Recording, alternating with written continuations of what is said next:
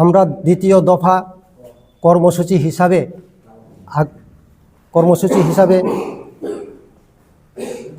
হিসাবে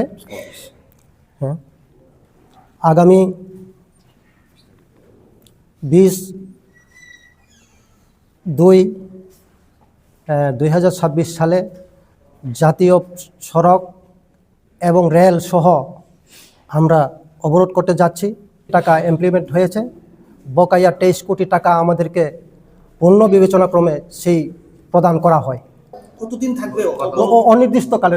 অনির্দিষ্টকালের জন্য আমাদের সুরাহা যতদিন হচ্ছে না সেতদিন আমরা বন্ধ চালিয়ে যাবো। 2000 সাল থেকেই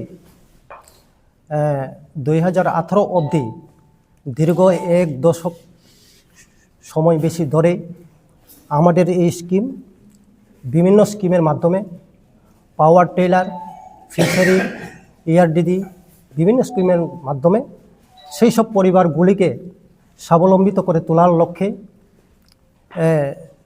চালু ছিল। তো 2018 সালে আপনারা নিজেই জানেন যে এই দেশে করোনা মহামারী রোগের আক্রমণের ফলে সেই স্কিমটি বন্ধ হয়ে যায় এবং পরবর্তী সময়ে এই রাজ্যের উচ্চশিক্ষিত মাননীয় মুখ্যমন্ত্রী প্রফেসর ডক্টর মানিক সাহা, আমরা গর্বিত।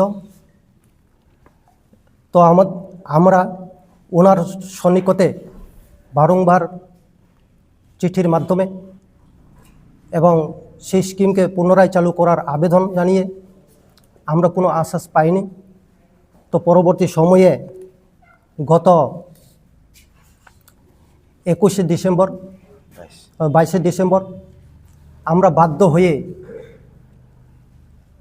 144 নং জাতীয় সড়ক পথ অবরোধ করে এবং সেই অবরোধের সময়ে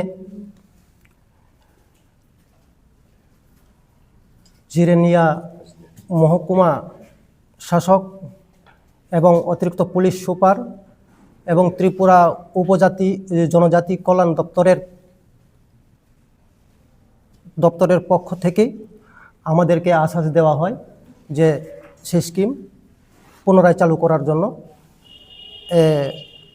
সরকার প্রচেষ্টায় আছে এবং আপনাদের এই অবরোধটা প্রত্যাহার করে নিন। তো আমরা বাধ্য, আমরা শান্তি চাই এবং শান্তির পক্ষে আছি।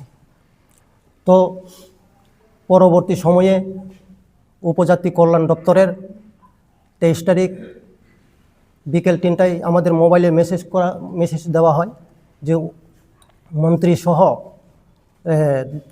ওনাদের সাথে আলোচনার বসার জন্য। কিন্তু অতি দুঃখজনক বিষয় এবং বেদনায়ক, আমরা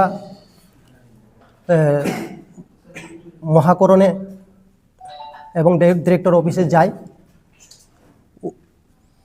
তৎসময়ে মাননীয় মন্ত্রী, জনজাতি কল্যাণ দপ্তরের মন্ত্রী, উনি উপস্থিত ছিলেন না।